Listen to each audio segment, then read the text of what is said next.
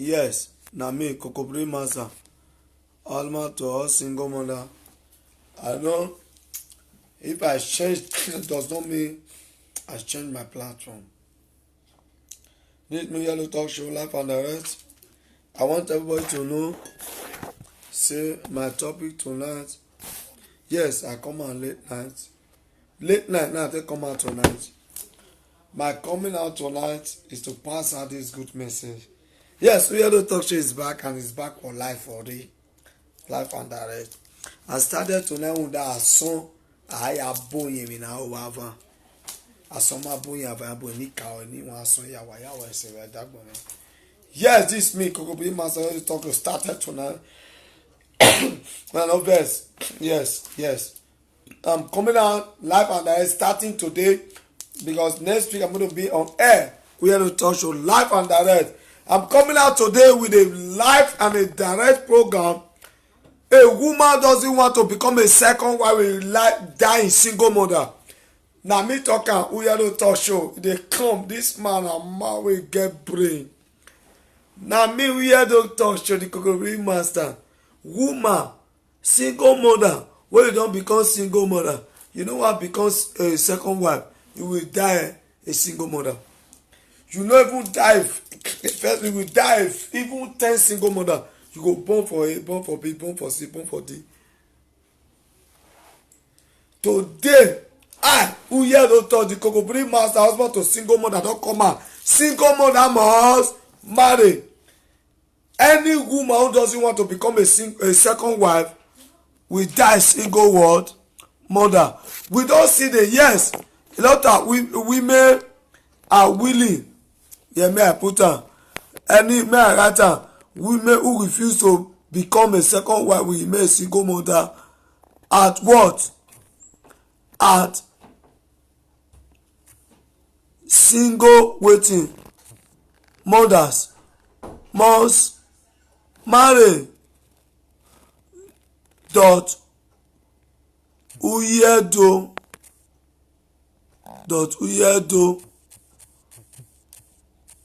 Uyedo talk show foundation entertainment. Yes, na me. The only man wey talk say the Kokobri Master husband to us single mother is life. I said this. Why I come out today now I carry my wife don't groove. I say after I come out, before I come out, I must use my wife celebrate. I saw my boy have a boy. A lot of people have been waiting for my death, my grave. Yes, it's bound to happen. I love you all. I love both who want me dead, life. Even though I die, you don't give me. I know that you don't give me. God don't. I'm gonna die one day. If I die, cry for me. Oh, if you don't cry for me, nobody will cry for you. Cry for me. Because your cry, that's what will cry for you. But I will not die a tender age. I will die as a great man to see my children. I will not die premature death. I will die at the age of 95. I will declare the words of God. But today I want to let you know that once you have to know, any woman who refuses to become a second wife will die single mother. Yes, na me talk. A single mother must marry. Now we do. I said today I'll broadcast. I remember I started my program in the night. I resume in the night. Why? I saw my boy available. Now me, the husband was single mother. A woman who refused. I started with marriage to wife. Today I started what again? When I started my program is what? Man must marry to wife. My resumption after coming from Nigeria is what? A woman who refused to become a second wife will die single mother. Wait, I'm coming. A break. A second. Last seconds I'm coming. A woman refused to become a second wife with that single mother. Before I'm coming to do that, to tell you more about that issue. Because tonight, that is my topic. And that topic, when we hear those, it's art. It's art, fully. I'm art. Fully art on this discussion. But many issues don't talk say Germany women don't dey sue. Many Germany women I want disgrace them. I get their number. I get their datas. But I keep many things for record. This time don't come. Who hear the one come out to disgrace them. Na me kokobiri master. Because Germany women don't be your zoo. Before the month I hear them is may I go. Guno only Gualo. Guno.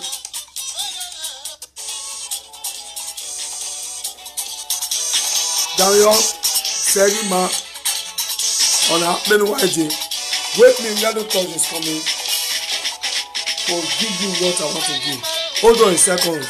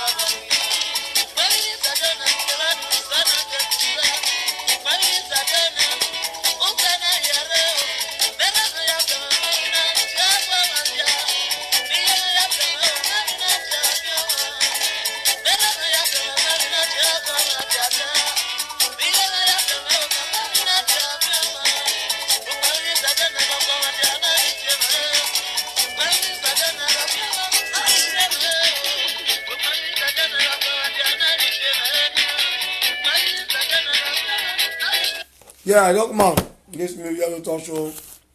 Yes. What did I talk about be say? If you don't know what, it will be at all. Twist and over, twist and over. If you don't know what, I'll go. Na me go ya woman. Amen. Down on do no yawo. Amen. Na me omi oko na ko oya na so fu yo ni ya do na ni maya.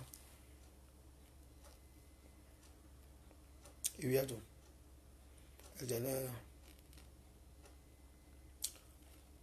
Emeni ganta ona kan ti mani oni ho ejeni. Since then mari gun. Eti mani ge jenu. Na wa ri aven ya ara. Na wa so lo gwengun. Wa so there Germany women. Germany dere ya.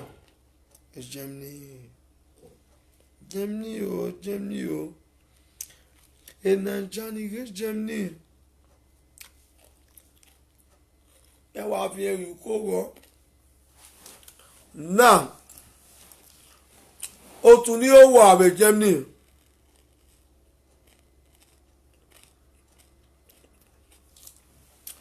Mẹ̀lú yàtọ̀ rà làdìyàn, ìyá làdìyàn ìlàdà fúlì, àní làdìyàn náà. Àsán yà sùn ẹ̀sán yà sùn ẹ̀dẹ̀ náà náà. Ní yà làdà fúlì àsán yà sùn dà àsán má bóyá bá bùn. Èní kà ó díẹ̀ tó di wàsẹ̀.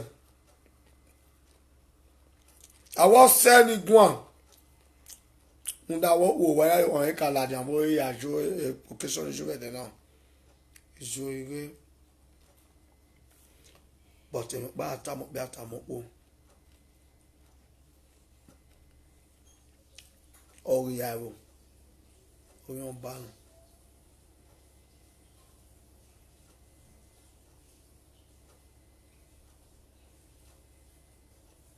Ọ̀dẹ́lẹ̀wò ọ̀sẹ̀ ọba ọ̀sàgì máa yan yàwó. Màá gbọ́ bá tọ́lẹ̀ dóhùn sí ṣẹ̀dú sóhùn ṣẹ̀dú fóhùn màá gbọ́ bá tọ́lẹ̀ lóyún. Yes.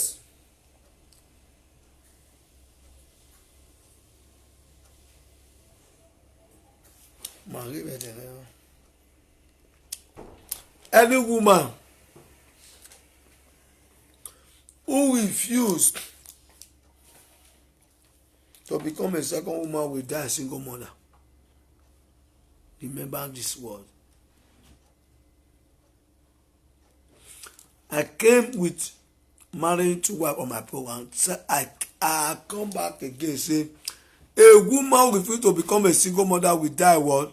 To become a single wife, a second wife will die a single mother.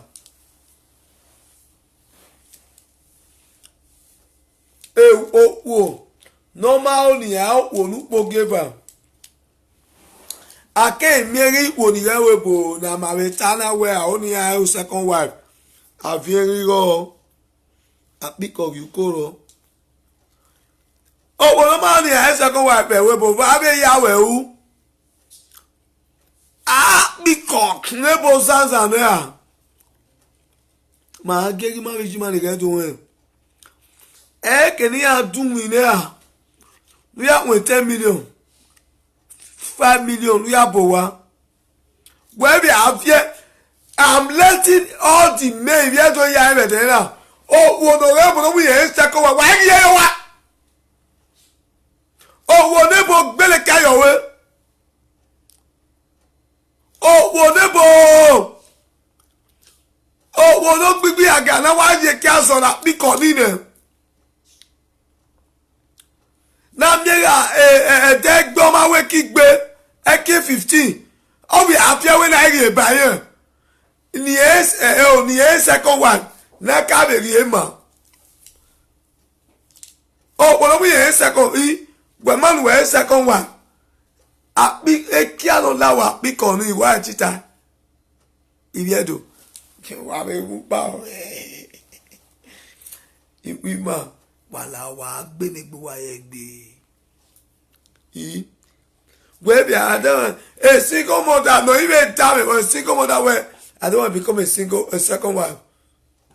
My topic ni yàrá náà yà this gbàgbà wà yà single mother we a second wife how you were gbígbé àgàrẹ́ I vandalize you well no kokopiri vandalize you well no. Abanaise, Italien, à tout là c'est yo, Espagnol, et puis les là. Wherever ta, who a man is second wife. When I make up any or you call on that, tout là c'est who is second wife. What will go give me? Oh, well, not big again. No, we have said, oh, 50 wife. Who yet already on other platform? Oh, will not be and supposed to become 7 wife. A first wife, a second wife, a third wife, a fourth wife, a fifth wife, a sixth wife, a 7th wife, a 8th wife, a 9th wife, a 10th wife, a 11th wife, a 12th wife. No, na mege edegbe kigbe malavi. Ogbe na ri ba yen. Ni a second wife. Opo we yo. Why ya no no re egbo oni. Uya re apikoni. Emi no re la apikoni. Oya do wa re in a different dimension. No, we bona my we maya. Why go ni marigo why we Abi je no ma. Ikwe ni ma. No yuji no do. Ewa igugwa o. Ikwe wono bibi aga no go wodo ya. Wara to wa ikpe. Ada no go ebele do. Ikwe ya no go wodo ya. Wa ya no wiwi na na. Ya help obi juwa. Ya help obi ruwa. Ya go wodo ya. O wa igugwa wala o. Da maybe mo bi je. No mere. Obi we. Ọmọ mi wẹ̀ pé ọ̀nà yà dùn ní ìgbẹ́ ọ̀nà àwọn ọmọ dọ̀ ọ̀nà yà dọ̀lọ̀ ọ̀nà yà stay wọ́dọ̀ ẹni gbogbo à ń da ìka bọ̀ kọ́ ìgbí mẹ́kẹ́ fi pẹ́kẹ́ wà bẹ́ẹ̀ mẹ́fẹ́ mọ́ oníbẹ̀ yòyò wá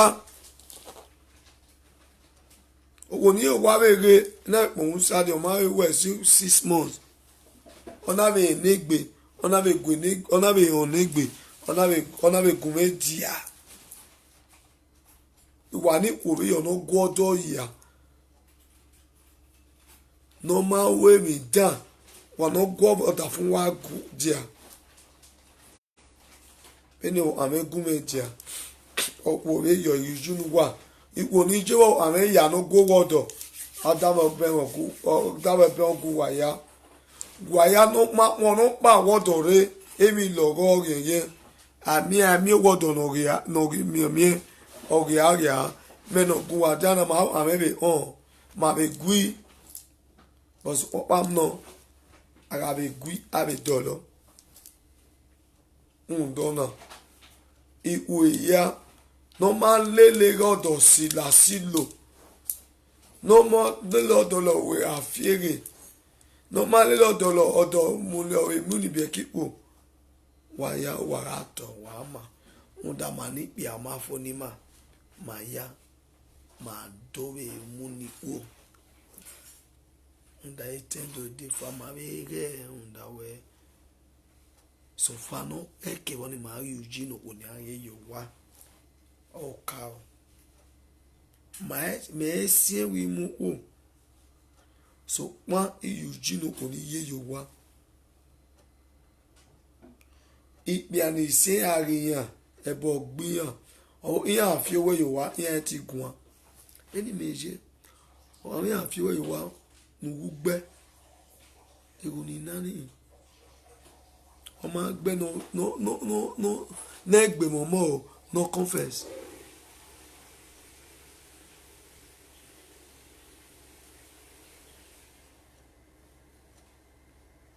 ọ amẹ́ okwu ni ya yíyó. Okwo no jino ye no done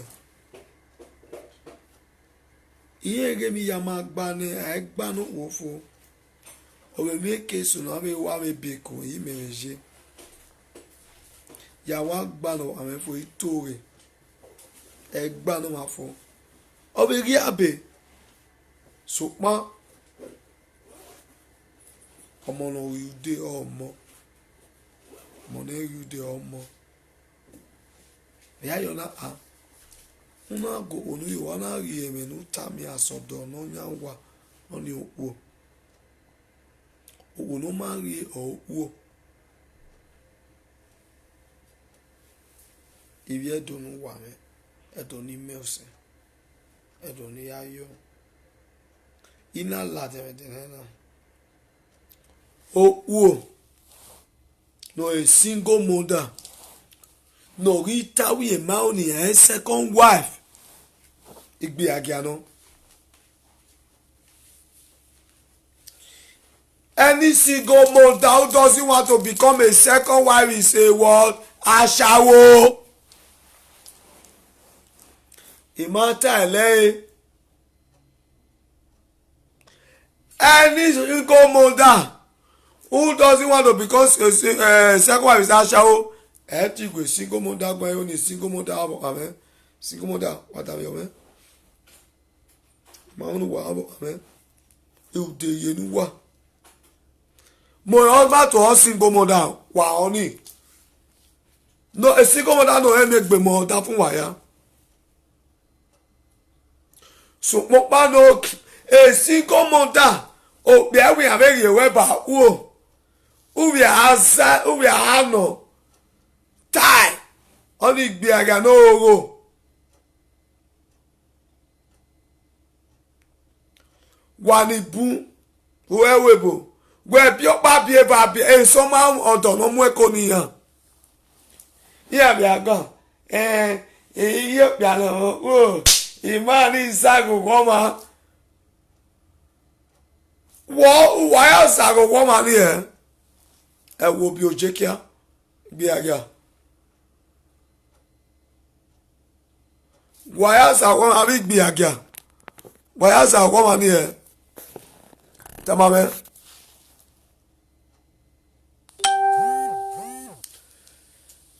Waya sago goma ni e. Imani. But wake your married man. When you wake a married man or a single mother, when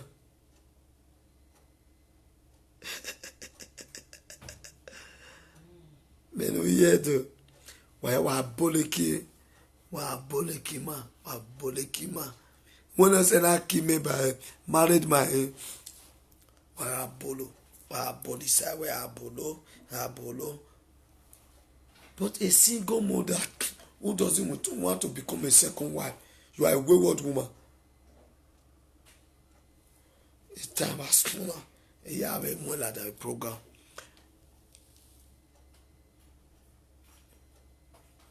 Why not go a part? You're not going like that. If you want to take me on down, you when you have more salon, boy, Edonijo, a party and Nijo. Even here, j'ai parti, mais il faut pas retirer. But il y a un ouame parti, mais il y a un moyen. Il m'a dit, mais oui, il y a un moyen. Oh, il y a un bébé, il y a un jour. Il y a un moyen, ouame na moyen. On m'a mis un moyen, il y a un gars, il joue. C'est qu'on y a d'ailleurs. Il y a un gouvernement d'ailleurs. Ọmọ no máa ń gbé ọjọ́ wọn yóò fún ẹ̀fún ìgò gómìn ìyá àdáhùn ìgòmìn ìyá àdáyàn náà gbé mi ọmọ àdáyàn náà gbé mi. Ó yà ní ìjọba Nàìjíríà yẹ ká rí mi àwọn tí a dáyàn 1 million yà sípò ìfàsó igi ẹ ti wà mọ èyí wọn yà rí mi bọ̀ ẹ̀ náà ni màá rí social media ẹ̀ yọ ọ́ ṣe èpè náà mọ ìyá because ọmọ ẹ̀wọ̀n ẹ̀yìn as it was. A comedian. A comedian is a comedian. Il programme, bam bam, il voyons, regarde, il donne, il drink, il donne. Il je votre écran. Avec vos binom anyway. Je votre écran. That is program comedian. Il y a un agent at Ekwe Moya. Ìdáyàn sí wà wọ́n ìdájí gbébi tiwẹ̀ yà á dáyàn sí ìgò mi yà á dáyàn náà gbé mi àwọn máa dáyàn náà ìgò náà gbé mi ìgò mi náà èmọ̀ yà á rẹ́kọ̀dì mi àgẹ́ mọ́ ọ́n bẹ dáyàn níyàn ní rẹ́kọ̀dì mi bí ṣẹ́dùn àrùnpá dáyàn náà bẹ wà yàn wà dẹ́ má bẹ gá bẹ yọ àbàtàbàtà ọ̀dọ́ ìbá 300,000 ètò bí ẹ̀ náà bẹ kí mi a boy na be ni ege yoje because why ego ni gweme imu eme dayo no gbe me mi no yo why digo jigo ni alo why dashi ne dey 4 million alo why dashi iwa enjoy gbe me ayan agbe me iwo gbe me to mo enjoy gbe me ayo we gbọ́ wọn bíbí òde à abẹ́wò bínú ti gbin àdáyàn dúkì mọ oyè ẹ̀dọ̀ náà ẹnẹgbẹ́ kọ́mẹ́díà 1 náà ẹnẹgbẹ́ ìmọ̀ ní má ẹnẹgbẹ́ àwẹ̀ wà mí ẹ̀dọ̀ ní ìṣòro mà yóò wá àwọn ìwé o ìràgùwé àárọ̀ ògbà mi náà dáyàn náà gbé mi. Guwe aro wa dai wa do oni da ya daji ke ya pa e wo bi o ge mi e go mo no onu ma ni gbe a video and I go, I can dance and do anything what I want to do in my house. But don't take me to become a fool. Don't take me to become like that. I'm a comedian. I'm a show presenter. I promote what all common artists. I promote Africa what culture and especially my Edo culture, my Benin culture. I read a Bible.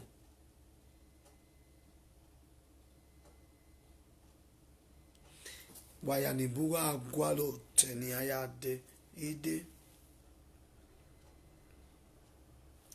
Meride, no samudiana o eride. Meride o, no samudiana o, meride, neizena o, eride.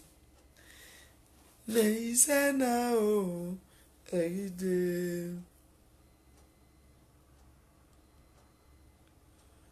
Eyi ọzọ ma oge.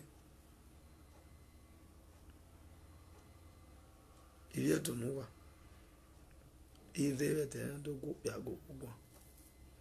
Bí a yà rẹ òpó no take be single mother. Normal no become a second wife. Yeah, we were single mother. A single mother no even one opiamo obi ari weba o. Who agogo ukpo sanu dazi. Single mother must marry. Imamia meminire ido gosa to la bonje. O ne mo do wo.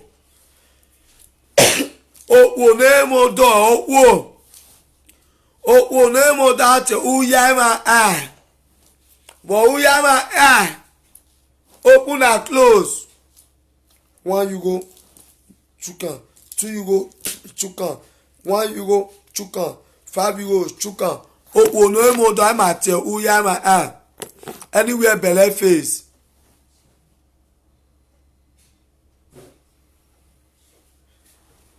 Viagu ye me na ah. Iviedo. Ibuderi nu wa. Ivie gon gi wa ni iviedo. Okay, kakabo dame. Inari bude na nivi edo nebo me. Wagi ariye we mui manivi edo. Meno uye edo talk show. Iyoni wogo wodo. Wagi afilu gbe gyoda fun wa. Wagi awo bi ayo ware undo wo me ti wewebo. Emi no pa. Wagi aunde government benefit. Word for you waru man wa o pe adia emi no gba me no yedo single mother must pare itam wa ogiaso ya sun ede ni sun 3 years ago same night e ya duwa kwa so ma boya bible we single mother must marry irene ikiuge uge me kiene o ne mo do na ya gwa lodo we no wo da fun we pa ti oye ma ona da fun we ori abe ti da fun we oso bu yedo na do yo jano da fun we ni un da ipiani buro no wa we webo no ibele kuso iya ba mo wo ri me go wo mu e ko no wo ni only ma ti e we wo chencho single for that. Ipiani buro. Ora iwo wone. O wona ri ma enwe jele ne. Oni san iro si ae. Oni ma te piano moja. Irresponsible man. Ipiave yo tie me. Otu wedia. Ipiano unde we umai migo mune se we ae. Umai tie me migo ijo jana. Iwo no be abo go word ya. Be na me we word single mother.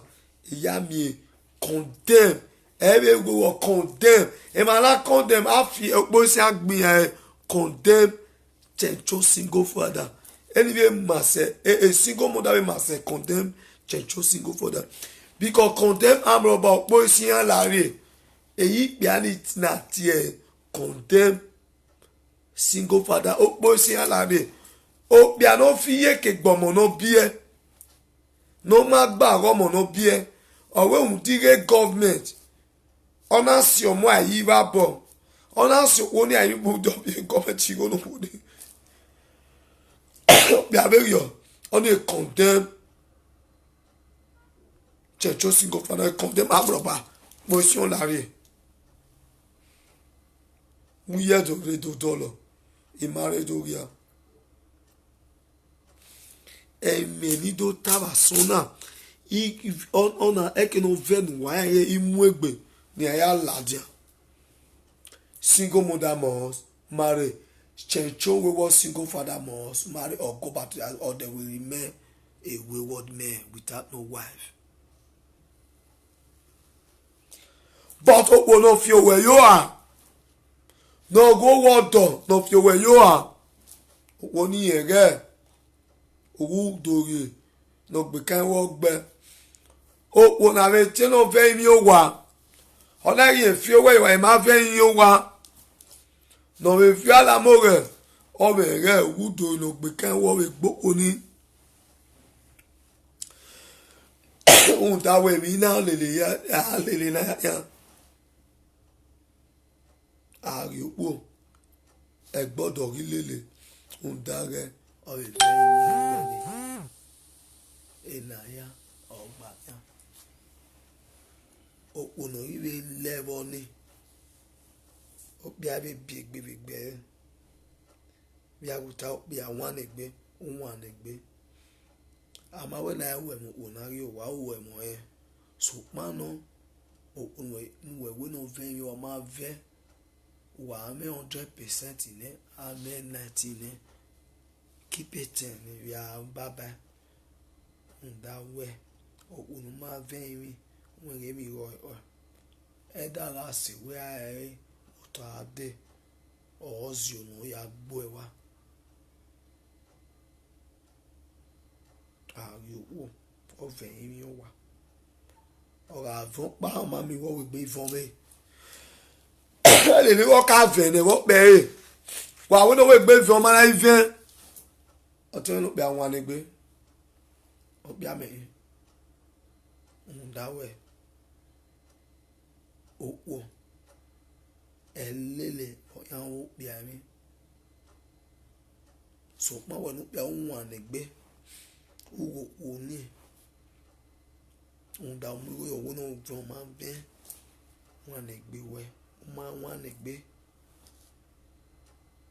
emi no ma enwe oni agiwe onda we wan egbe be ba no we obo ni wan egbe enu ugu oni o onda ileledo ajinaji edefwa enu we o e mana ta la je gbo we no bia ebe e ya re no bia ya e wo ni mo segbe o ni o zede no gbo e o ndo ni u gwa idiwe odi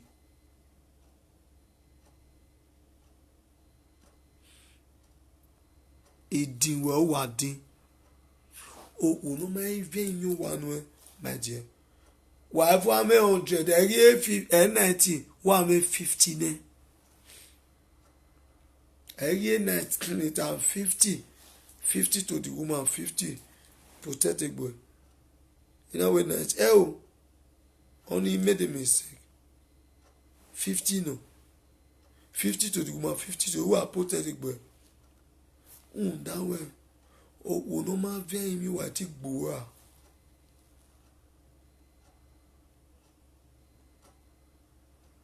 o we amo ebe o e topic ibuni aya re o we amo ebe o ere wo ni oti suma na ya gboa oti ye ba yo we oti ye mi yo we ba e o ma mi go o ma ve mi wa fi we yo wa o we ti we bo dan da we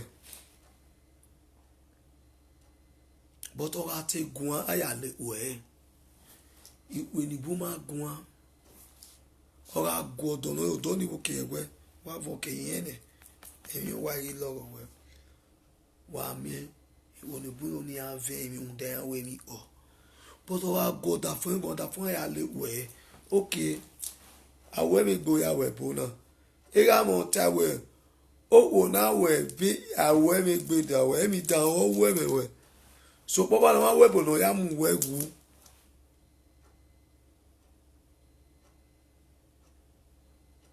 Wà mí ò tó mú yà lè pọ̀ wù mí yọ̀. Owo nu whoever on our boni that way. On our confess.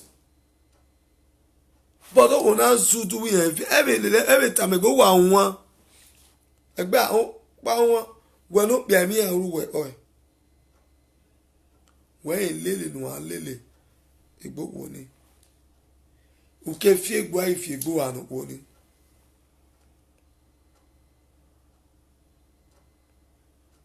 What amoteko we ya imoteko man. No ya mo b or a man mo z man or z man. O over you. Am aware me.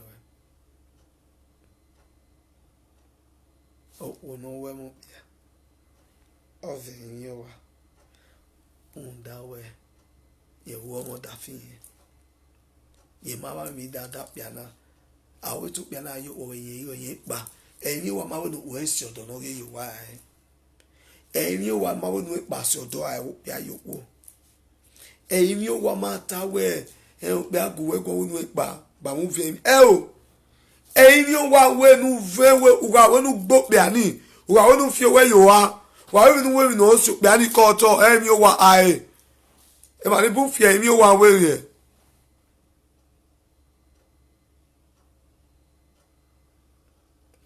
Èmi wa different èmi wa fẹ́ uga wenu ugene èmi wa muwe wa unu sio da kwa yo to na èmi muwe wa un to po ma gbe èmi wa gbo e wa u gbo bi ewewe na èmi wa gbo e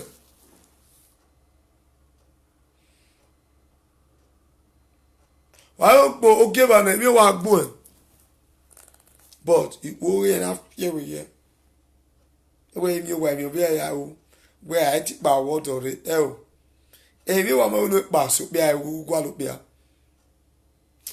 we no pe na wi me na o ma na fe yin wa won de gbe gbogbo ni be no wu egbe eyo ri me egbe wu won de gbe we won so papa no won de gbe ware ebe no wa okwo si pe ya digin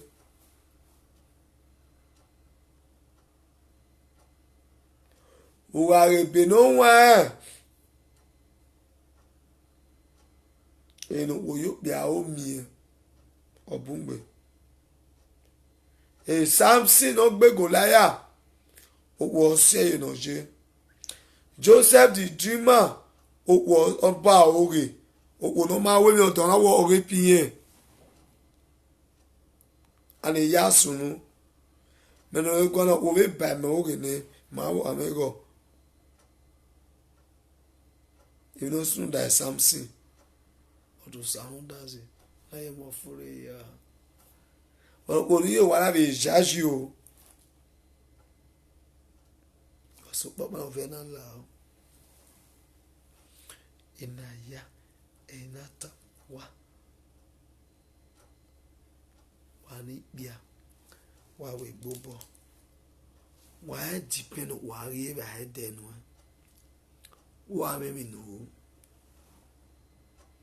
o bia mi no me mi no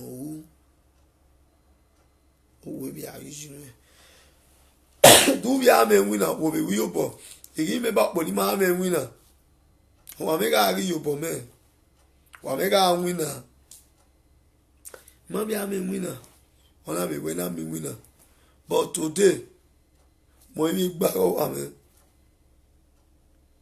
awu ni gbo ame me winner betene na but me o ibe pa obi un da ame wu me kakabo obe wu me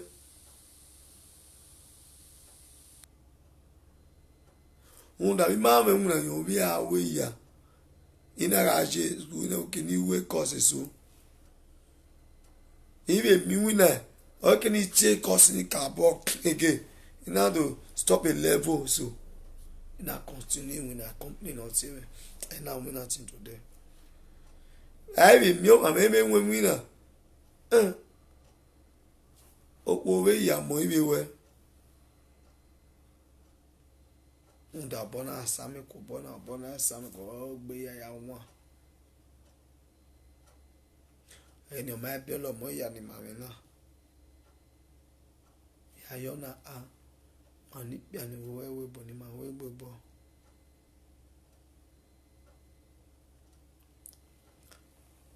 aye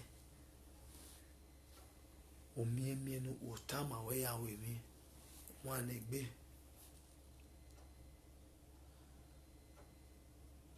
iwo e o ma o de ye no ya o ku I na wo mo o so ma ven mi o wa wo mo e bo wan egbe ibùdó yẹn no bia yẹn no o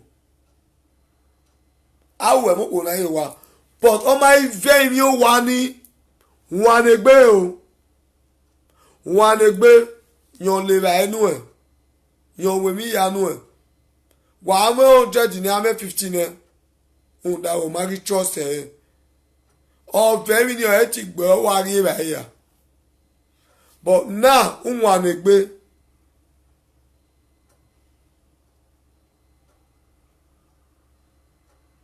wan egbe very important arato ara ma wo bo una ye wa what una mu enwa fa bo ye wa o fi don una ma fi don de we yo bu we fi don unda e nu dere wita o we e won de e na gbe na dere wo ma o igbo nu we de o wa o we dere mi na yo bo e go wa o ona wo wa o gbe na de o wo ma o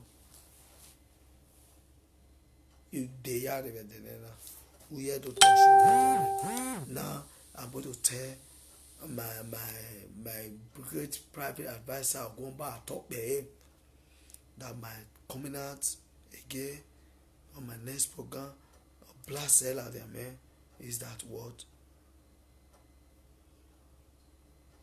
single mother who don't want to become a second wife will remain Complete Foundation Association. Bring it out for me. That's my next topic coming out on my next topic. I'm coming out on that program. Any single mother don't want to become a second wife, we go form a Complete Foundation Association, e.g. Germany-based women, said by Uyedo. Germany-based women, Germany single women who don't refuse to become a second wife will become a Complete Foundation. They are already a Complete Foundation, but they will become what? More deeply, because the table have come to me that Germany women have become deeply Complete Foundation. I want to disqualify those Germany women. Germany women don't become what? I don't know what is wrong. They are expatiating, they grow. I've been a worry keeper. We are my hour here. A timani when he is Germany. We are my wa because now he no wa bala me yo ame aweka kokopri ma go Oswo ewobi odi ewe emila owu Ọ bara you why? Hello, Baba. Hello, Baba. Okay, oh, yeah, Baba. Okay, okay. Oh, yeah, Baba. Okay.